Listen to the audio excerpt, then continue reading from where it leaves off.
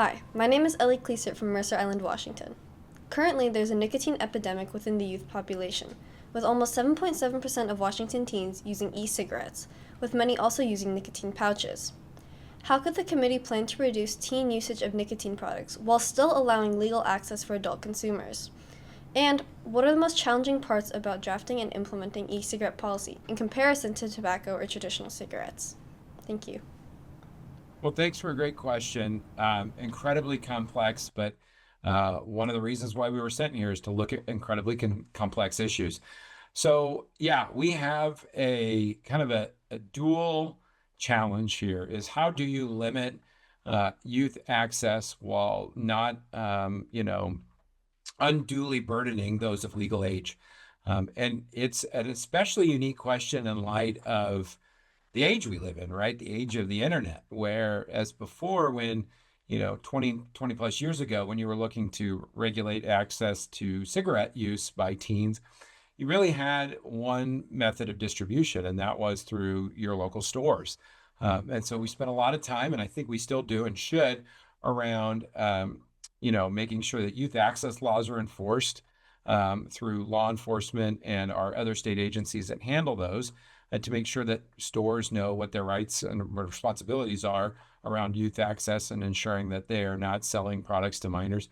But now we have this whole thing called the internet, right? And the ability to import and bypass any of those regulatory frameworks that have traditionally been part of that access. I think for me, as a legislator, I would say prevention is probably a huge component and something that we should be spending dollars from the sale of these products to legal adults to talk with, discuss, and educate youth on what the dangers of nicotine, e-cigarettes, vapor, and other, whatever form of nicotine consumption is out there today and or in the future, and what the health risks are of those. I think that helps as well. I think that ensuring, again, that people are held to account if they are illegally selling to youth. That is important to make sure that people know what the crimes are or what the punishments are for the crime, and that they are enforced. And again, the other aspect, and I think one that's wholly important, is looking at where do we spend these dollars? Are they in education? Is it just something that goes to the general fund and gets spent on whatever our priorities of the day are? Or do we actually say monies that are going to be raised from these products are going to go to help curb youth addiction, help stop it before it starts, help with cessation, and then how can we also help the adults that are product users that may want to get help and get over their addiction as well.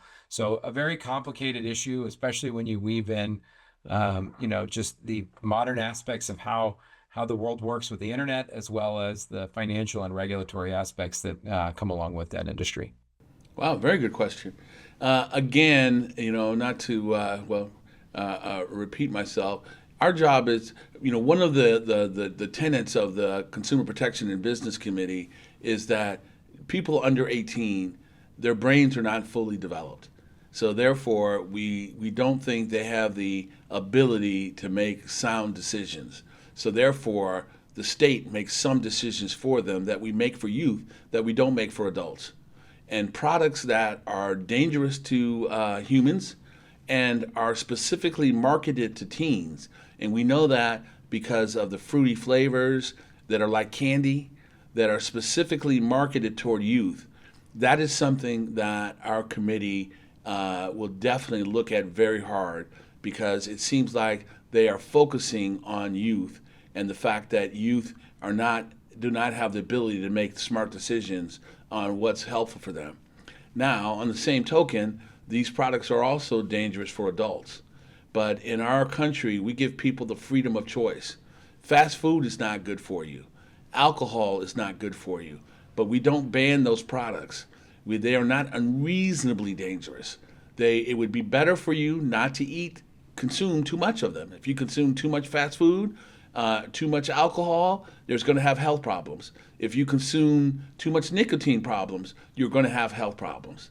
But we make a distinction, and that nicotine is of a degree of danger more so than fast food, but the same as alcohol.